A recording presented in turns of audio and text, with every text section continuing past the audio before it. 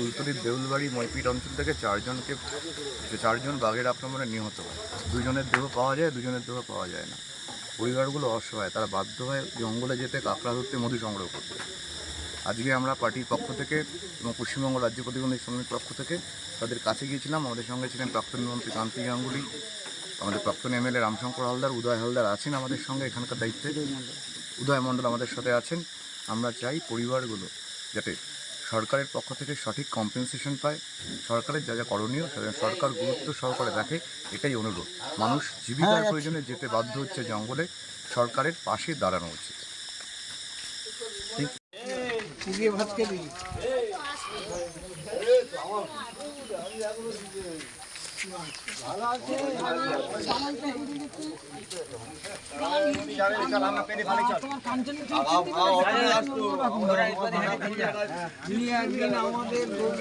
কোথায় যাবে? আমরা মানি পেয়ে যাবো।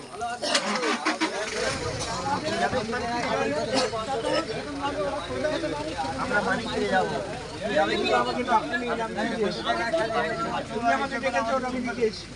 দরকার রয়েছে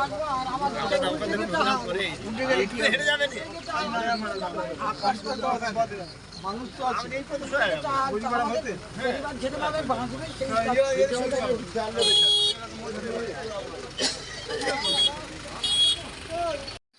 তো এই গরিব মানুষগুলো সারা জীবন জীবিকা সংসার চালিয়েছে, নদীতে মাছ আর কাঁকড়া ধরে, পেটের জ্বালায় এরা নদীতে যায়, করে নিয়েতে যায়।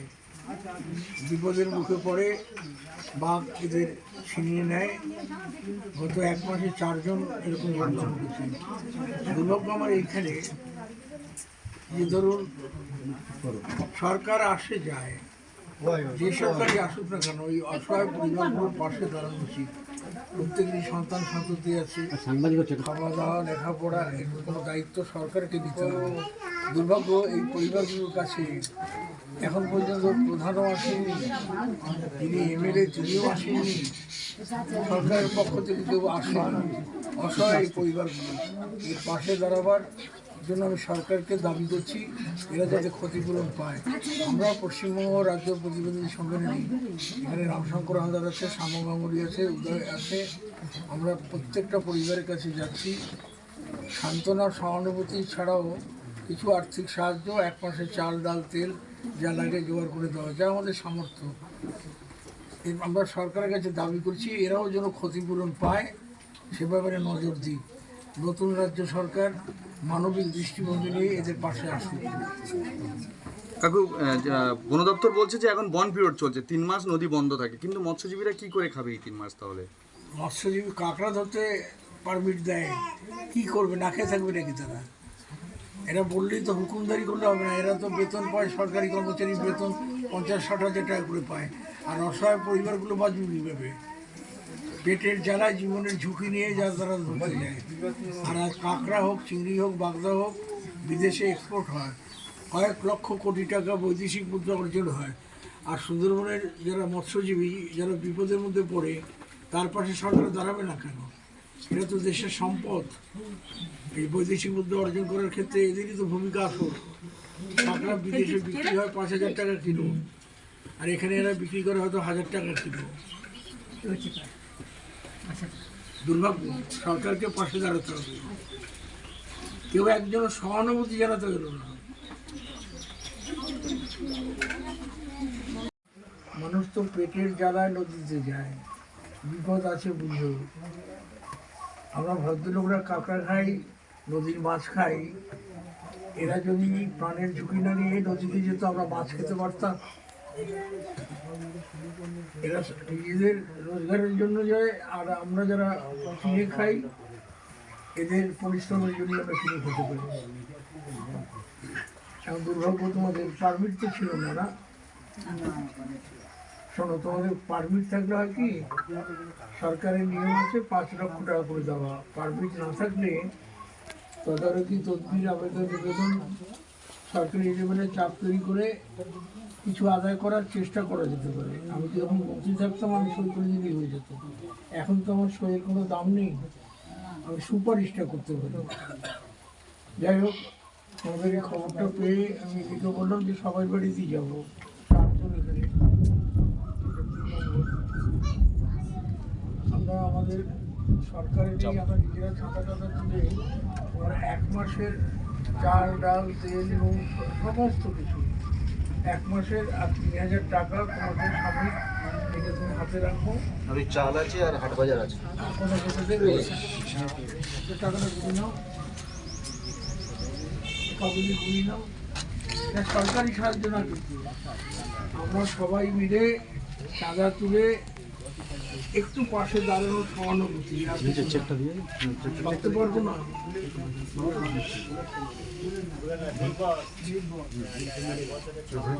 গুনে নাও টাকা গুনে নিতে হবে। এই রামশঙ্কর হালদার এসেছেন তো, দুবারের এমএলএ ছিলেন।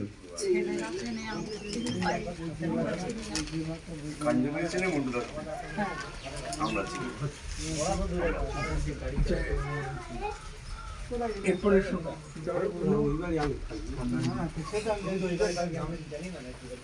টাকাটা দিয়ে জীবন পাবে না। এটা একটু তোমাদের পাশে দাঁড়ানো, টাকা দিয়ে কি মানুষের প্রাণ পাওয়া যায় ফিরে?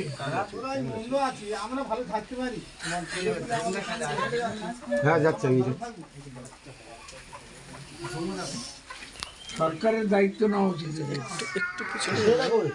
এই তো কাগজ ডায়েরি পত্রগুলো একটু আমরা এখান থেকে আবার যাব মইপিটে, ওখানে একজন হচ্ছে অ্যাক্সিডেন্ট হয়ে এভাবে মারা গেছেন, তার পরিবারের পাশে আমরা যাব।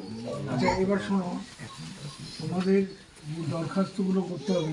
স্যার এই আমার কাছে আছে, আমি অলরেডি জিডিটা করেছি। আর রঘুনন্দন সন্ন্যাতলী অফিস যেখানে যে অফিসে ঘটনা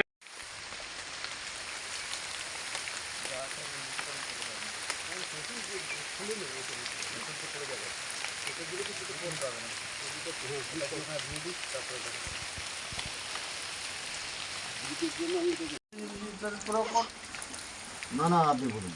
আমার বলার পরে তোদের মনে যেটা হবে সেটা বলবি।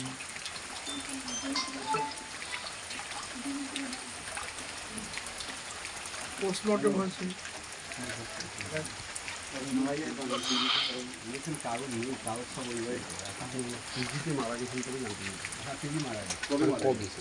কত ছেলে মেয়েদের 2 তারিখে কোন বয়সটা দেখ। 152 রকম জিনিস করছে। কি আছে দেখ, 1 মাসে পুরোটাই দেওয়া রয়েছে। চাল ডাল তেল নুন পেঁয়াজ তোমাকে বলবো তোমার অল্প বয়স, সেই বিয়ে কত বড় ওর কাছে বলবো। এইটে পড়ে, একটা 7-এ পড়ে, একটা 1-এ পড়ে।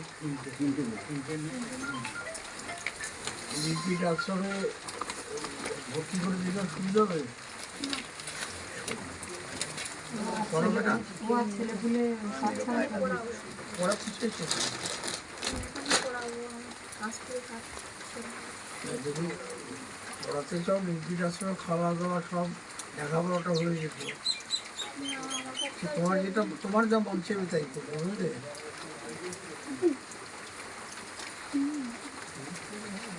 বাপের বাড়ি কোথায়?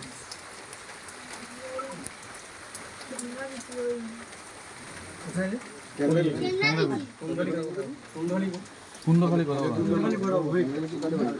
চৌভাইয়ের কাছাকাছি। বেলে বাড়ি। কালীপদ অংশ প্রধান ছিল ওর পাশে, ওর বাড়ির পাশে। না কুন্দখালি ওই কুন্দখালি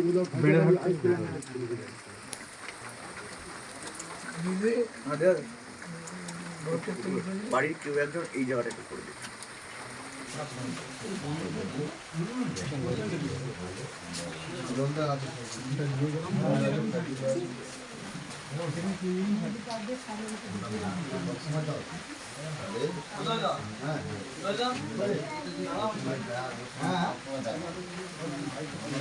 বাড়িতে হলে যাওয়াটা বন্ধ হয় না, ওইদিকে তোমরা যাও।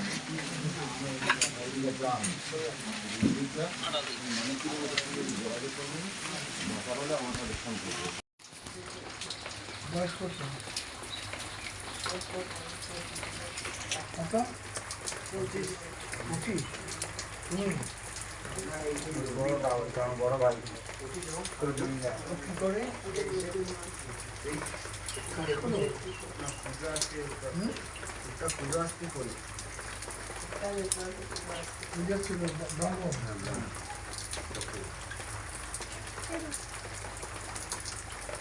লেখাপড়া কত ঠিক হবে?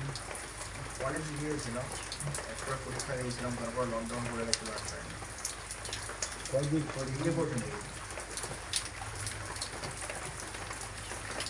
ডায়েরি হয়েছে তো?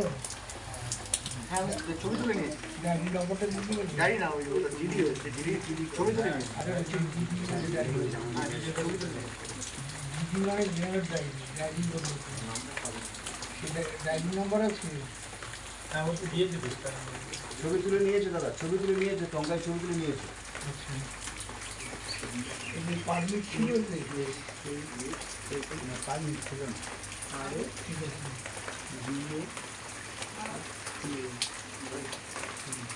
থানা থেকে লোক এসেছিল? ফরেস্ট থেকে ভিডিও ফরেস্ট থেকে কেউ এসেছিল?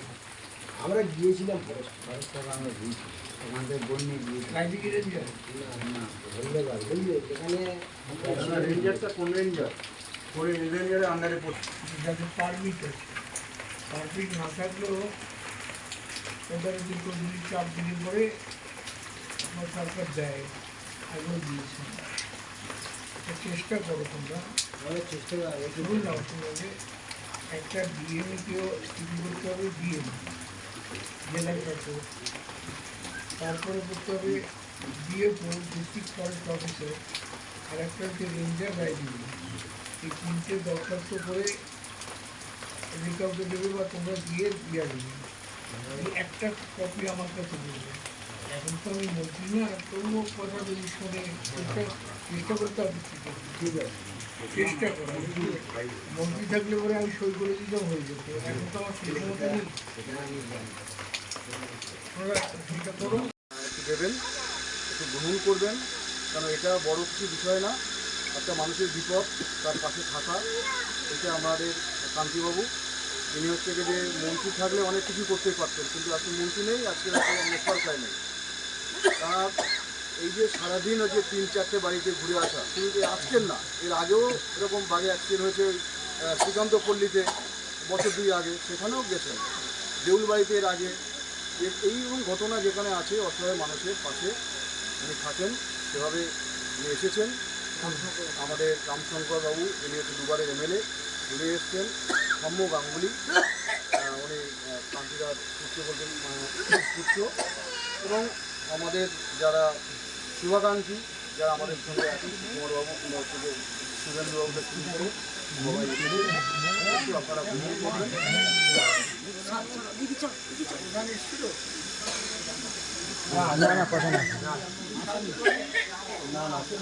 গ্রাম পঞ্চায়েত থেকে কোনো আমরা সাহায্য না, কোনো থেকে আমরা সুযোগ সুবিধা পাইনি এই অবধি।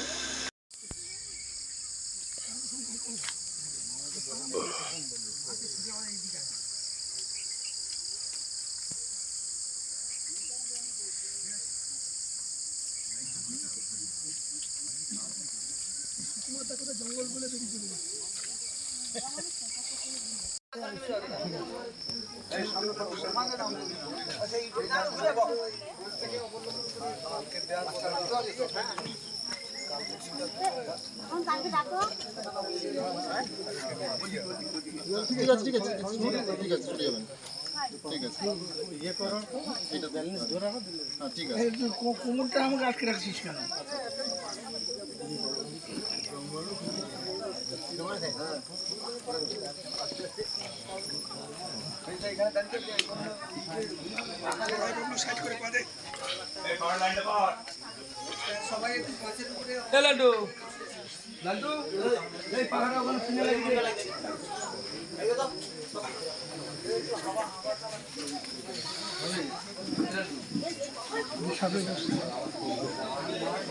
এটা ছেড়ে এদিকে ঘুরিয়ে দিলে হয় না?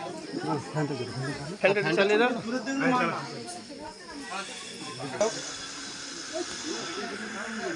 আমাদের এই আজকে মানে আজকে সারাদিনের মধ্যে যে আমাদের প্রোগ্রাম আমরা ওই দেউল বাড়িতে 3 জন পরপর মানে 3 জন গেছি, হ্যাঁ, তাদের বাড়িতে আমরা গেছিলাম, তাদের পাশে আমরা গিয়ে তাদের পরিবারের প্রতি সহানুভূতি দেখানো, আমরা সেখানে গেছিলাম।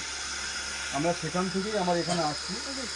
আর আমাদের শ্রদ্ধেয় মানুষ কান্তিবাবুকে আপনাদের সবাই জানেন, আমরা বিকালে কথা বলবেন, আমরা সামনে এখানে সঙ্গে সবাই থাকবেন।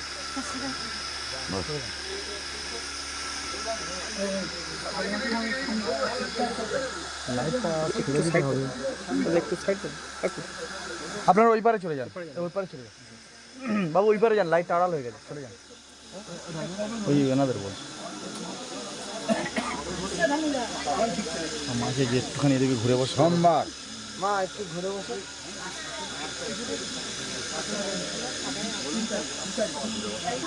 আমাদের পোস্টাল থানা থেকে ওসি সাইন ওইটাই আপনাকে দেখাচ্ছি, ওইটাকে আপনার দেখতে পাওয়া যাবে। বডি যখন পাওয়া যায় ভিডিও আছে, আপনাদের ভিডিওটা হ্যাঁ ঠিক আছে।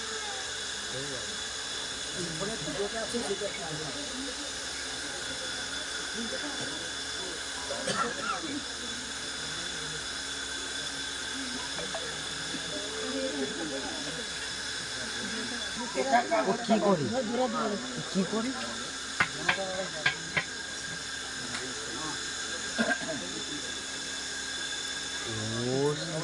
যেতে হবে, একটু পিছাও না, একটু পিছাও, একটু পিছাও, একটু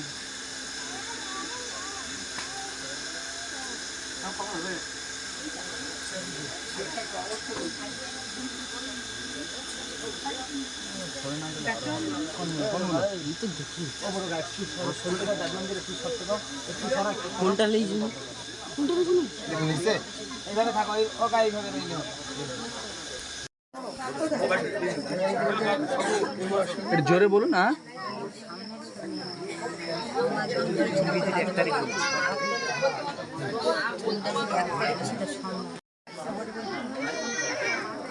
তারপর কি ছাড়িয়ে আনলো বাড়ি? এখন দেখা করতে কারা এসছে?